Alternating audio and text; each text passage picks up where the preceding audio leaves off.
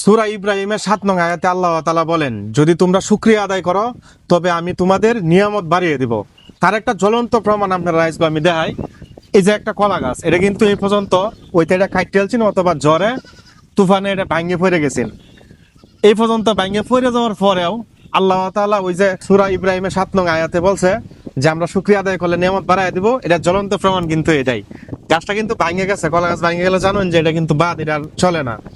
কিন্তু এই থেকে কিন্তু আবার এই যে ভিতরে একটা ড্যাম তৈরি হয়েছে, ড্যাম তৈরি হয়ে একটা কলা গাছের মতন হয়ে এই যে একটা কলা হওয়ার যে আমরা থৌরা কই, এটা তখন আঞ্চলিক ভাষা, এই যে একটা থৌরা হয়েছে, এখন কিন্তু এটা কলা ওই বইছে ভিতরে যে কলা ধরছে। আল্লাহ তাআলা কিন্তু সবকিছুই আমরা কোরআনের মধ্যে জানাই দিছে। আমরা অনেকেই জানিও, তারপরে কিন্তু মানি না, আমরা শুকরিয়া আদায় করি না। বেশি বেশি শুকরিয়া আদায় করবেন, আল্লাহ তাআলা অবশ্যই আমরা নিয়ামত বাড়ায় দিব ইনশাআল্লাহ। শুধু তাই না, তার পাশাপাশি 5 ওয়াক্ত নামাজটা আদায় করুন। যে নামাজটা আদায় না করলে কিন্তু ফেরেশতারা ডান্ডা মারে একদম ঠান্ডা করে ফেলবো।